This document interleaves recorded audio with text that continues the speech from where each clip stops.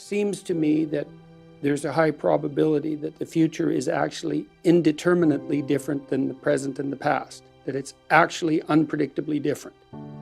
Oh, this is a different question. Yeah, now you're talking about determinism. Yes. But I think it seems to me that it's tied to this idea that computation can be complete and algorithmic.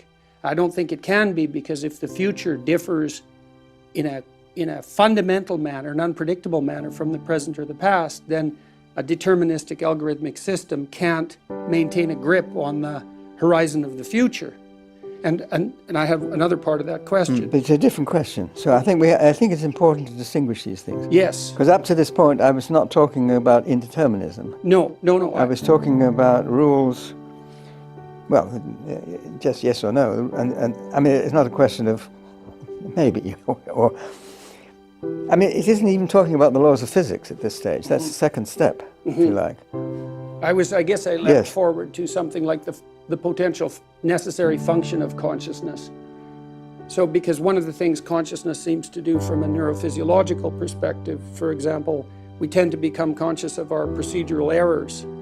And so consciousness becomes alerted to the errors and then zeroes in on the source of the error in some sense and corrects it. And so it looks to me like it's something like a correction system for underlying algorithmic systems.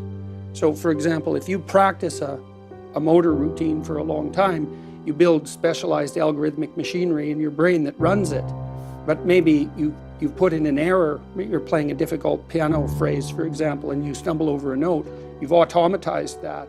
You play it, you listen, and you hear the anomaly, which is the error. Your consciousness focuses in on that. A large brain area will activate as a consequence of becoming aware of that error. Then when you practice the new routine that's corrected, the brain area will shrink and shrink and shrink until it's a small part of the brain, usually in the back of the left hemisphere. And now you've built another automated machine to play out that phrase. And consciousness, I think it was Whitehead who said that at least the purpose of consciousness, although he might have used thought, was to increase the number of things that we can do without consciousness or thought. But it seems to be this horizon phenomena.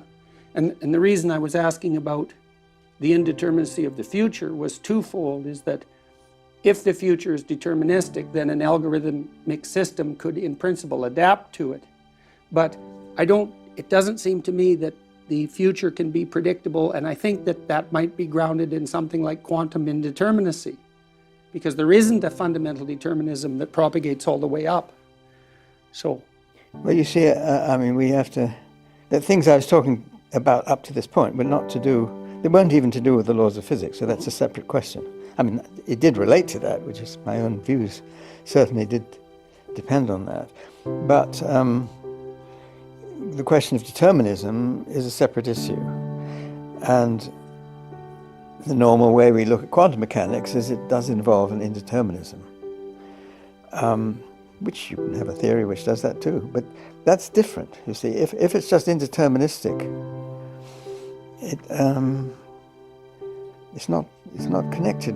You see, the Gödel argument is to do with things where you have definite rules, you can check whether these rules have been followed or not, and the question is whether it coincides with your understanding about what things are true or false in mathematics. So that's what it's to do with.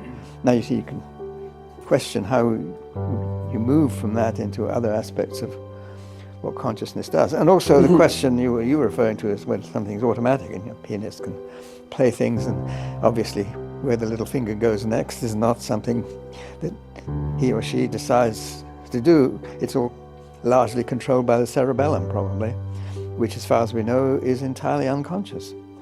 So the greater number of neurons in the brain, which are in the cerebellum, seem not to be acting according to conscious actions at all. It's something completely unconscious. Right. Well, yes, that's a very strange thing that, people make the case as well that there's some simple relationship between neuronal function and consciousness, but as you pointed out, the cerebellar activity doesn't seem to be conscious at all, and then there's a tremendous amount of neurons in your autonomic nervous system distributed throughout your body, and there may be some consciousness associated with that, but it's not particularly acute. And most of the time, it's entirely unconscious. And the autonomic nervous system is running your digestive system and your heart and all of these inner automated systems. And it's interesting, too, because often becoming consciously aware of a highly functional unconscious system actually impairs its function rather than improving it. That could be, yeah, sure.